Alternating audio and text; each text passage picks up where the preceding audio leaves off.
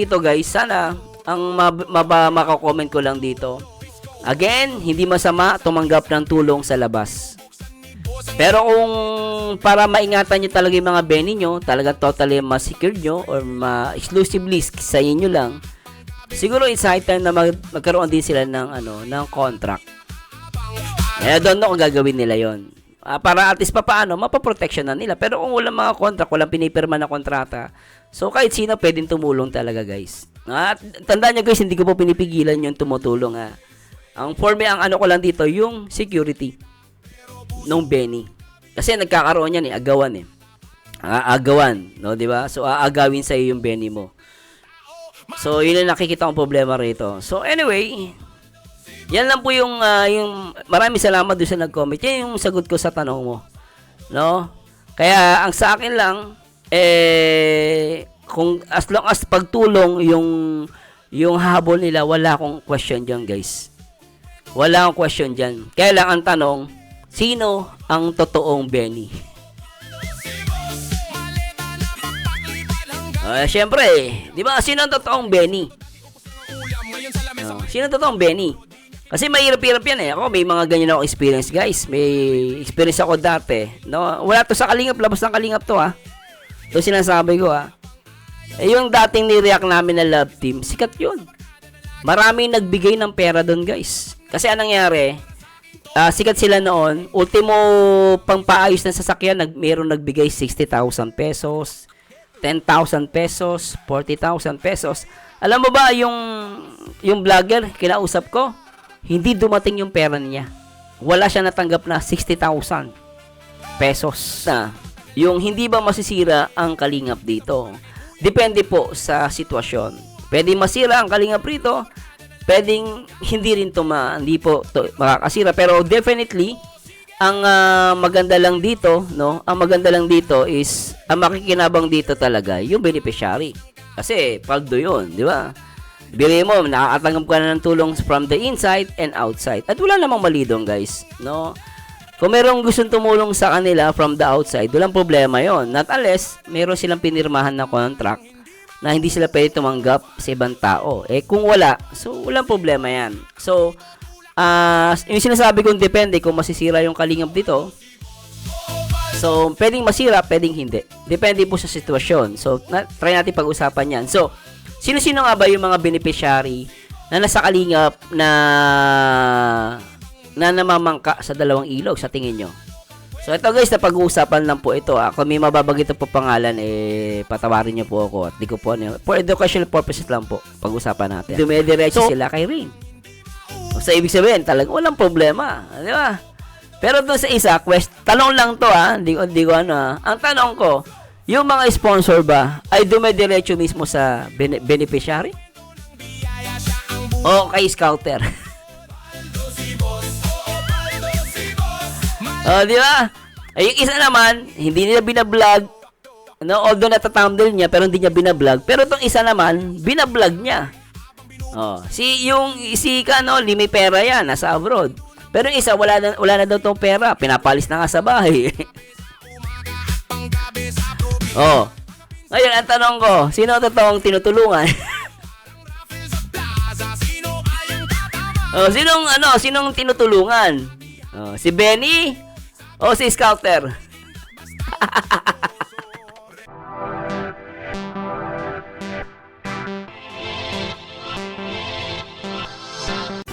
Hi guys, Marzano TV 2.0. Magandang araw at mapagpalang araw sa lahat. At sino ang totoong paldo? Boss Marzano TV 2.0. And shoutout po sa lahat ng mga viewers natin mula Luzon, Visayas at Mindanao, syempre sa buong Mega Metro Manila. And shoutout po sa lahat ng mga solid and silent viewers po natin, especially mga members natin sa ating YouTube channel, ng mga nagpapa-members. Maraming salamat po. At the same time, yung mga tawag dito guys, lagi nakasupport sa atin, yung mga solid, mga silent viewers. Maraming salamat po, no? At even yung mga moderator natin pag nag-live tayo. And the same time, shoutout po sa lahat ng mga kapwa OFW natin sa iba't ibang dako ng mundo. And so, ito na nga guys. Meron tayong tanong na gustong sagutin dito. So, may nagtanong kasi sa akin. Sabi niya rito, Hi Sir Mars, may gusto lang po akong itanong sa inyo. Ano po ang masasabi ninyo sa mga Benny ng Kalingap na namamangka sa dalawang ilog?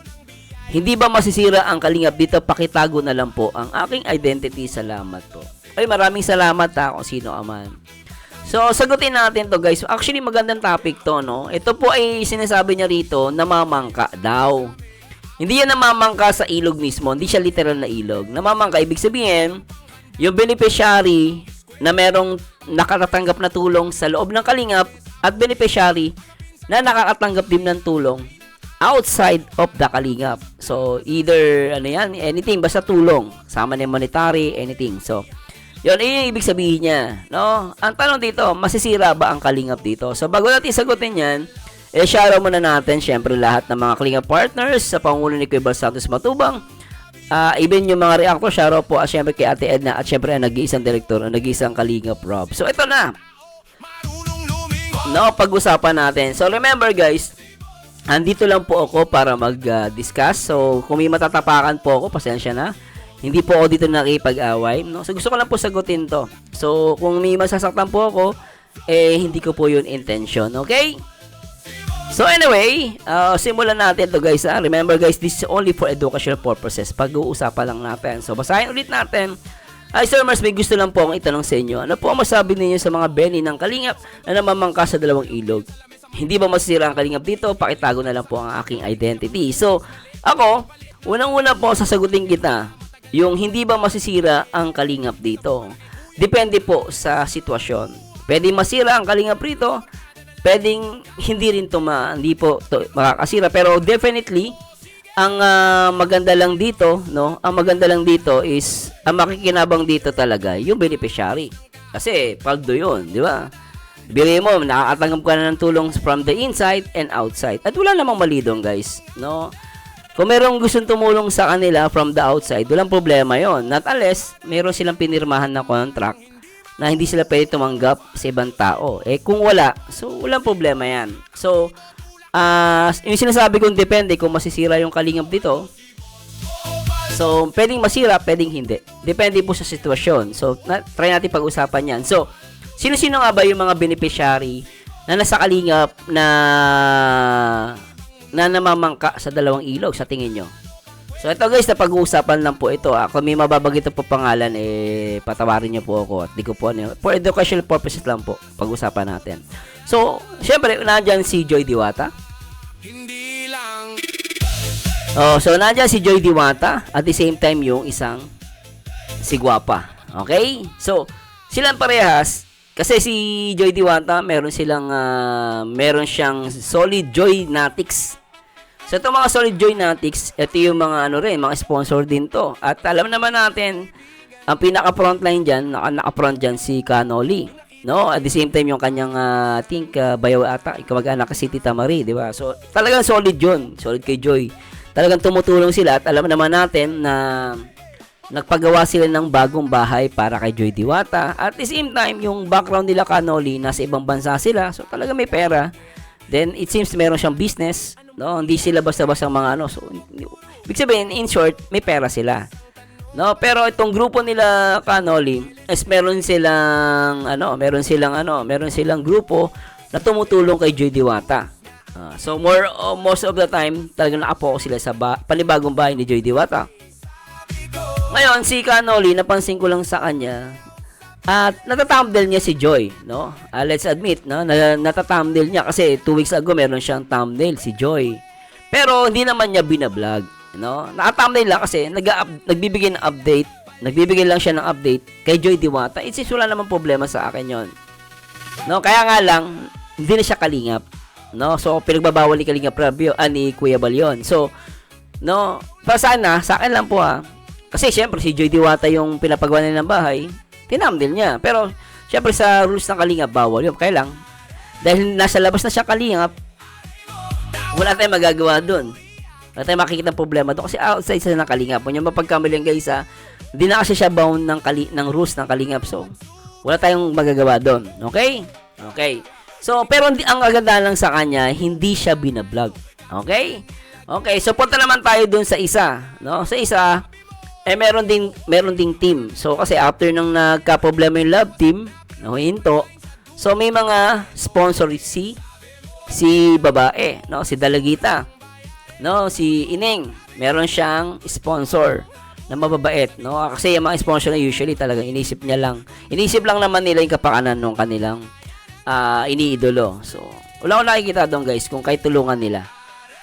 Again, not unless, ito po ay may contract silang pinipirmahan. Kung wala, mahirap po natin pigilan yan. Okay? So, ang ganda lang dito sa so ito ang difference kasi dito, yung tumutulong kay Joy Diwata, may pera sa abroad. Ayun, kay Ineng, merong scouter na, yun nga, si scouter yung namamagitan sa sponsor. No, para ang dating, siya talaga yung namamagitan And then, di ba, namamagitan siya tapos doon sa Ineng. So, ang difference lang dito, yung isa, sila Canoli, hindi naman niya binablog sila Joy. Pero itong isa, yung scouter daw, yung scouter daw, siya yung nagbablog naman. Nabablog niya si Ineng. So, talagang paldo. Talagang paldo, syempre. Ultimo, araw-araw, thumbnail si Ineng di ba? Thumbnail si Ineng, talagang solid so, pero ang aganda lang dito based sa mga sa mga nakababasa ko, itong sila Canoli, dumediretso sila kay Rain. So, ibig sabihin guys, itong grupo nila Canoli, dumediretso kay Rain. So, ibig sabihin, si Rain kasi alam niya naman, si Rain po ay yan ang isa sa mga napagkakatiwalaan ni Rob, ni Kalinga Prob, na kapag may gustong tumulong sa beneficiary niya, doon dadaan kay Rain, which is tama yun. Ngayon, kung sila Canoli dumediretso, hindi sila dumediretso kay Joy. Ibig sabihin, sinusunod pa rin nila yung rules ng Kalingap na wag dedirekta sa beneficiary. So, which is good yon. So, kung dumediretso sila kay Rain, maganda yon. Ngayon, dito sa isa, ang tanong natin, kanino dumediretso yung sponsor? Di ba? Ang maisip mo, sino yung mga sponsor, sino yung nakakausap nila at napagbibigyan nila ng pera? May gusto silang itulong. Kanino dumadaan yung pera? Ang tanong ko lang dyan, kay beneficiary ba dumadaan o kay scouter?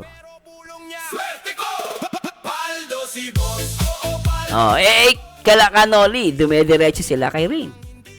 So, ibig sabihin, talagang walang problema. Di ba? Pero doon sa isa, tanong lang to hindi ko Ang tanong ko, yung mga sponsor ba ay dumediretso mismo sa beneficiary? O kay scouter? Di ba? Yung isa naman, hindi nila binablog. Although nata-thumbnail niya, pero hindi niya binablog. Pero itong isa naman, binablog niya. Si Canoli, may pera yan, nasa abroad. Pero yung isa, wala na daw tong pera. Pinapalis na nga sa bahay. Ngayon, ang tanong ko, sino totoong tinutulungan? Sinong tinutulungan? Si Benny o si Scouter?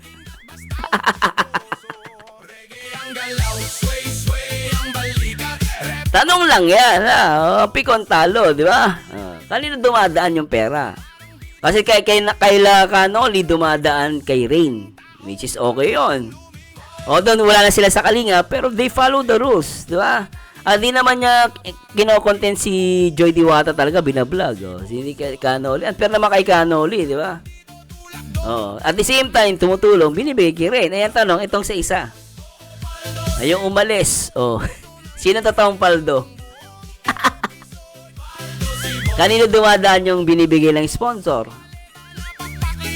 Di ba? Ako, kung sponsor ka talaga, kung mahal na mahal mo yung talagang idol mo, pwede ka naman, pwede mo naman ipadaan kay Rain di ba? Ba't mo papadaan sa iba? Kaya lang, kung yan ang gusto mo, doon mo ipapadaan, nasa iyo yun.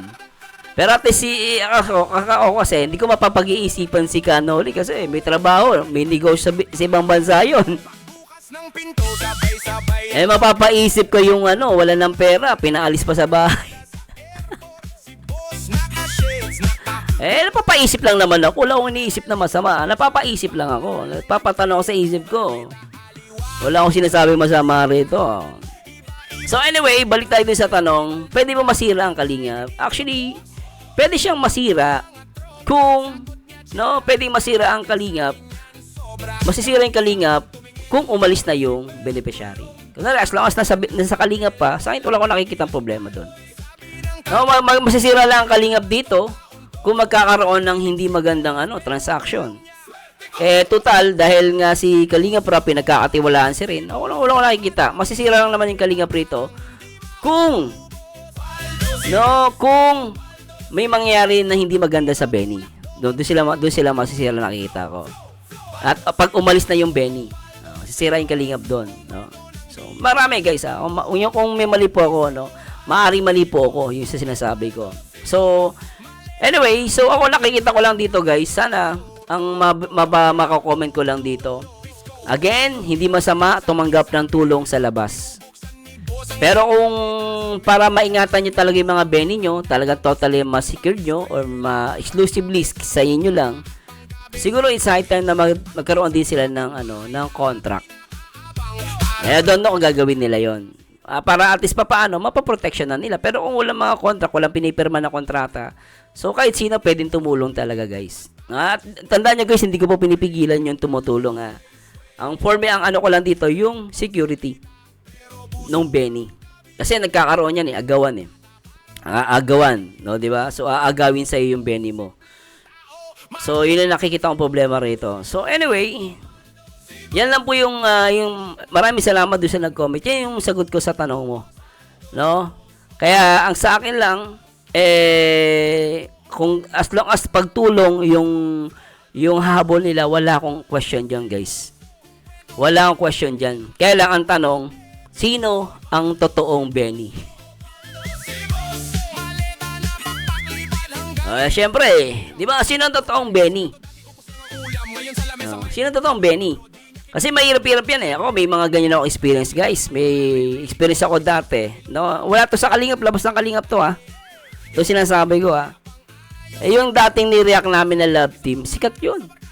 Maraming nagbigay ng pera doon, guys. Kasi anong nangyari, sikat sila noon. Ultimo pangpaayos ng sasakyan, mayroong nagbigay 60,000 pesos, 10,000 pesos, 40,000 pesos. Alam mo ba, yung vlogger, kinausap ko, hindi dumating yung pera niya. Wala siya natanggap na 60,000 pesos. So Marsano, paano nangyari? Saan napunta yung 60,000? Alam mo saan napunta? Yung pinagbigyan niya ng pera. Na pinagkatiwala niya, 100,000, mayroon nga naloko pa, 100,000. 60,000, nagbigay siya pampagawa ng sasakyan. Nung tinanong, wala siya natanggap. Bakit? Dumaan sa ibang tao yung pera. Kaya nga ito yung sense, yung essence, na merong kahit papaano, may napagkakatiwalaan si Kalingap Rob na tao na kung may mga tutulong ng mga supporters or sponsor, diretso dun sa pinagkakatiwala niya, which is si Kalingap Rain. No? At tawag nga niyang yan Ano ba tawag kaya, daluyan. So, doon dumadaan kay Rain lahat ng transaction. Ang problema, kapag may nagkiklaim na ganito ganyan, tapos dumadaan sa kanya yung pera, medyo yun, mapapaisip ka. Di ba? Baka mamaya. Ito guys, in general to Wala akong inaano rito. Baka mamaya, kunwari nagtatanggol sa'yo. Pero yung pala, siya pala ang totoong paldo.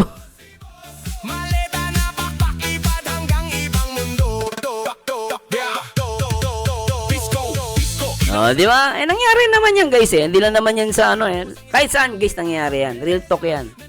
Kasi pagdating sa pera, pagdating sa pera, marami dyan nagbabago utak. Gano'n lang yan. Sa umpisa, mabait yan. Siyempre, nag-uumpisa pa Kapag yan pumaldo, bye-bye ka na. So anyway, maraming salamat po. Nasabi po mali, correct nyo po ako. Pero yun na po masasabi ko. Again, wala akong nakita mali po doon kung may tutulong outside of the Kalingap. Not unless, sabi ko nga, kung may meron silang pinirmahan No, may pinirmahan silang kontrata na bawal silang tumanggap outside of the Kalingap. Pero kung wala pong reason yan. Ngayon, kung may mga gustong tumulong po, pinakamaganda po dyan, idiretso nyo po mismo. No, kasi ngayon, sa beneficiary, ang rules dyan, idiretso nyo na lang kay Rain. Kung maaari po kay Kalingap Rain or sa ibang mga keyboards na pinagkakatiwalaan ni Kalingap Rob. Pero most of si Rain talaga yung pinagkakatiwalaan eh. Siya yung kilala eh. So, ganun po. Wala namang masama ako. Totoo lang, kunwari. Gusto mo siya lang ang tulungan. Wala pong masama kasi pera nyo yan. Tandaan nyo guys, yung pera po ninyo, kayo po ang may karapatan. At pag kung mabuti ang intention nyo, wala pong makakapagpigil niyan.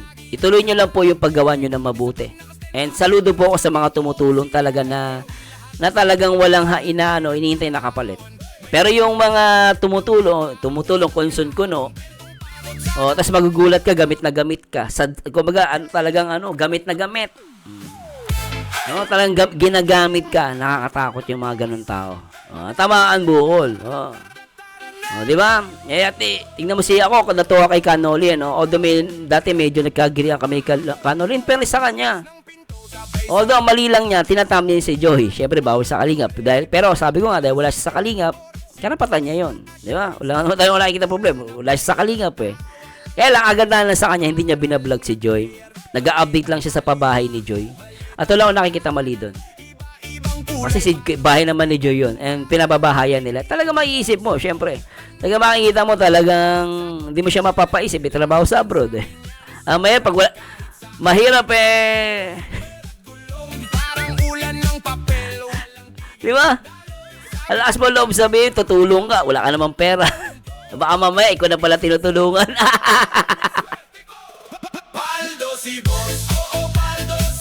Hindi mo mapapabaksak, Basta Marzano, mapapadapa mo. Hindi mo mapapadapa. Basta yun lang yung tanong ko, sino ang totoong paldo? Maraming salamat po. Ito po, paborito nyo reactor. Please comment na below. Masabi nyo sa usapan natin. Anyway, this is Marzano again, and to God be the glory. Paalam guys, ang totoong paldo. Marzano TV 2.0. Paalam.